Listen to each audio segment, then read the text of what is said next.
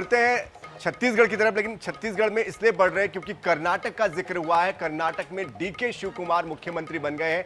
2.5 साल का फॉर्मूला कर्नाटक में भी तय हुआ था। वो बात अलग है कि 3 साल के बाद डीके शिव कुमार को मौका मिला। अब इसी बात को लेकर उल्हाने दिए जा रहे हैं टीएस बाबा को, टीएस सिंहदेव को। कहा यह जा रहा है कि भाई टीएस बाबा भी 2.5 साल के मुताबिक मुख्यमंत्री बनने वाले थे, लेकिन उनको बनाया नहीं गया, उनके साथ धोखा किया गया, उनके साथ जो हुआ वो अच्छा नहीं हुआ है। और इसी बात को लेकर अब टीएस सिंहदेव की प्रतिक्रिया आई है और उन्होंने बीजेपी को कहा कि आपकी संवेदनाओं के लिए धन्यवाद, भाजपा की भावनाओं के लिए मैं उनका धन्यवाद देता हूं। हम अपनी पार्टी के अनुशासित लोग हैं, कार्यकर्ता हैं। पार्टी जो भी फैसला लेती है हम उसी के हिसाब से चलते हैं।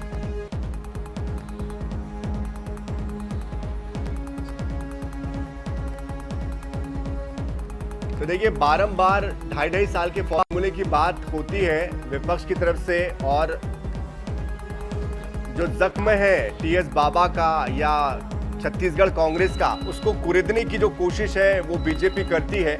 एक बार फिर से वही कोशिश हुई है। हालांकि राजस्थान और छत्तीसगढ़ से सबक लेते हुए ही कर्नाटक में कांग्रेस ने इस बार हिम्मत दिखाई है, साहस दिखाया है कि बदलाव किया जाए, जो कमिटमेंट दिया था उसको पूरा किया जाए। वो अलग बात है कि 3 साल के बाद ये बदलाव हुआ है, जबकि 2.5 साल के बाद होना था।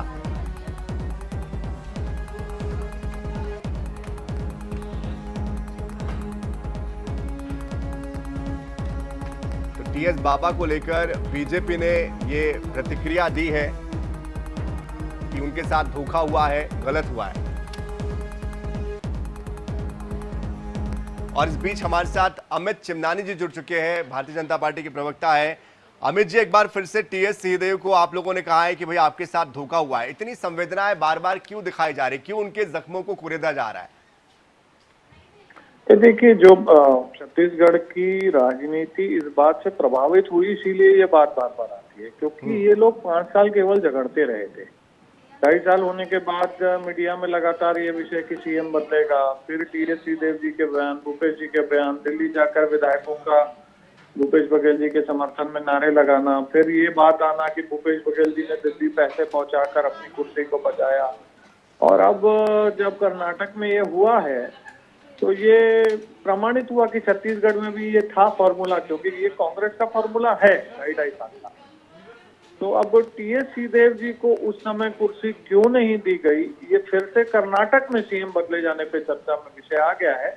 और आज भी लोग कह रहे हैं कि भूपेश बघेल जी ने गलत किया टीएस सिंहदेव के साथ। बिल्कुल, लेकिन कहीं ना कहीं अंदर खाने से खबरें ये भी आती है कि बीजेपी बार बार डोरे डालती है टीएस सिंहदेव पर। वापस आऊंगा आपके पास, लेकिन अजय गंगवानी जी जुड़ चुके हैं कांग्रेस से, जरा उनसे भी समझ लेते हैं।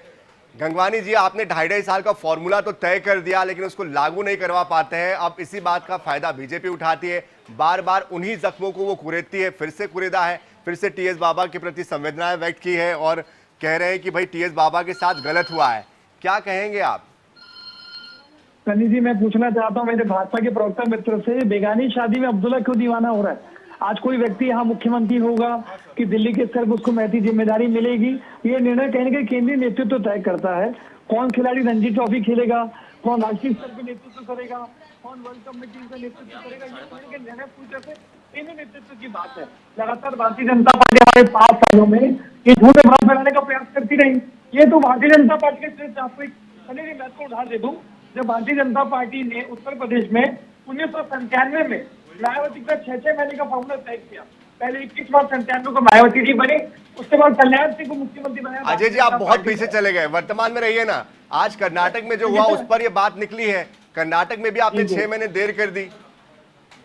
देखिए, ये मैं वही कहना चाह रहा हूँ, ये सिर्फ भारतीय जनता पार्टी झूठ और गम फैलाने का प्रयास करते हैं। मैं आपको दादा नाम देता हूँ, क्या हरियाणा में भारतीय जनता पार्टी ने मनोहर लाल खट्टर की जगह नया सिंह सैनी को नहीं बनाया, त्रिपुरा में विप्लव कुमार देव की जगह माणिक साहब को नहीं बनाया, गुजरात में विजय रूपाणी की जगह भूपेश बघेल को नहीं बनाया, उत्तराखंड में 2 बार मुख्यमंत्री बदला। तो भारतीय जनता पार्टी जब से अपने मुख्यमंत्री बदले और हम अगर हमको बेहतर निर्णय लेने का प्रयास करते हैं तो फिर राजनीति करने की बात करती है। गुजरात में तो न केवल मुख्यमंत्री, पूरा मंत्रिमंडल बदल दिया गया। तो ये मैं स्पष्ट रूप से कहना चाह रहा हूँ कि टीएस सिंहदेव जो वरिष्ठ नेता है, पहले भी उनको चाहे घोषणा पत्र की जिम्मेदारी हो, अभी 5 राज्यों का चुनाव था सनी जी, 2 राज्यों में चीफ ऑब्जर्वर बना के भेजा गया। चलिए, समय मुझे रोक रहा है अजय जी, माफी के साथ आपको रोकना पड़ेगा। बहुत धन्यवाद हमारे साथ जुड़ने के लिए। साथ ही अमित चंदानी जी, आपका भी बहुत बहुत धन्यवाद हमारे साथ जुड़ने के लिए। तो देखिए, पहले राजस्थान की जो हालत हुई है और जो छत्तीसगढ़ की स्थिति हुई है, उससे सबक लेते हुए कर्नाटक में इसको ना दोहराया जाए, इसीलिए कहीं ना कहीं इस बात को ध्यान में रखते हुए 3 साल के बाद ये बदलाव करना पड़ा है। और अब ये बदलाव जो है आगे किस तरह से असर करता है, ये देखना होगा।